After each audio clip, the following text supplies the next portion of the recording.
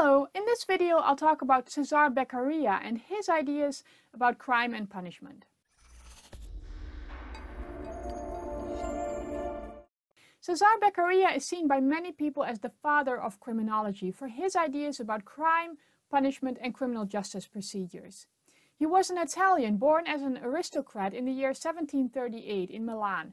At that time, European thought about crime and punishment was still very much dominated by the old idea that crime was sin and that it was caused by the devil and by demons. And in part to punish the devil and the demons that were causing crime, very harsh punishments were used. At the time when Beccaria came along, the era of enlightenment was in full swing and scientists were starting to challenge the old views, but the people who had political power were not ready to leave those old ideas behind yet. Beccaria didn't start out as an intellectual. In fact, he wasn't considered to be above average or interested really when it came to science or philosophy. But after he completed his law studies at the University of Pavia, he started to surround himself with a group of young men who were interested in all kinds of philosophical issues and social problems. And the intellectual discussions that Beccaria was able to have with these people led him to question many of the practices that were common in his time, including the way in which offenders were being punished for the crimes that they committed. Beccaria's famous work on crimes and punishments was published in 1764 when he was 26 years old. His essay called out the barbaric and arbitrary ways in which the criminal justice system operated. Sentences were very harsh, torture was common, there was a lot of corruption, there were secret accusations and secret trials, and there was a lot of arbitrariness in the way in which sentences were imposed. There was no such thing as equality before the law, and powerful people of high status were treated very differently from people who were poor and who did not have a lot of status. Beccaria's ideas clashed dramatically with these practices, and I'll go through some of the central principles that his work is based on. First, according to Beccaria, only the law can prescribe punishment. It is up to the legislator to define crime and to prescribe which punishment should be imposed. It is not up to a magistrate or a judge to impose a penalty if the legislator has not prescribed it. And neither is it up to a judge to change what the law says about how a crime should be punished. The judge should do exactly what the law says. In addition, Beccaria said that the law applies equally to all people, and so punishment should be the same for all people, regardless of their power and their status. Beccaria also believed in the power of making the law and law enforcement public. More specifically, laws should be published so that people actually know about them. And trials should be public too. Only then can onlookers judge if the trial is fair. Regarding severe punishment, Beccaria said that if severe punishments do not prevent crime, they should not be used. Instead, punishment should be proportional to the harm that a crime has caused. According to Beccaria, the aim of punishment is not to cause pain to the offender, but to prevent them from doing it again, and to prevent other people from committing crime as well.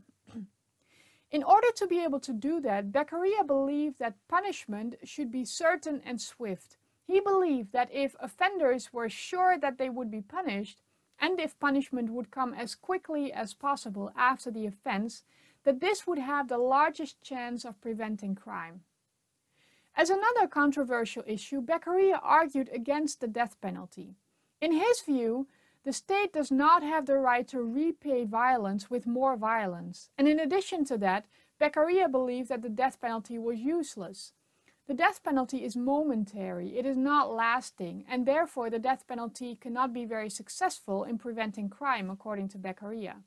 Instead, lasting punishments such as life imprisonment would be more successful in preventing crime, because potential offenders will find this a much more miserable condition than the death penalty. Similarly, according to Beccaria, the state does not have the right to torture. Because no one is guilty until he or she is found to be guilty, no one has the right to punish a person by torturing him or her. Plus, people who are under torture will want the torture to stop, and they might therefore make false claims, including that they committed a crime they did not actually commit. So torture is also ineffective, according to Beccaria. Instead of torture and severe penalties, Beccaria believed that education is the most certain method of preventing crime. Beccaria's ideas are hardly controversial today, but they caused a lot of controversy at the time because they were an attack on the entire criminal justice system. Beccaria initially published his essay anonymously because he didn't necessarily consider it to be a great idea to publish such radical ideas. And this idea was partly confirmed when the book was put on the blacklist of the Catholic Church for a full 200 years. But even though his ideas were controversial back then, his essay became an immediate success. In fact, Beccaria's ideas became the basis for all modern criminal justice systems, and there is some evidence that his essay influenced the American and French revolutions, which happened not long after the publication of his essay.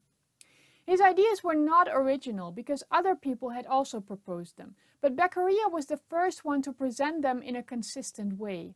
Many people were ready for the changes that he proposed, which is why his essay was such a success. Beccaria ends his essay with what can be seen as a kind of summary of his view. So here it is in his own words.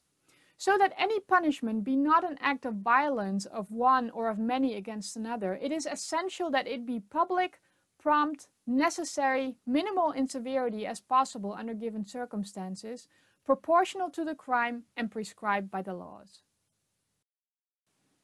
For more fascinating criminology and criminal justice stuff, subscribe to this channel and turn on the alarm bell, or go to criminologyweb.com and find new posts there every week.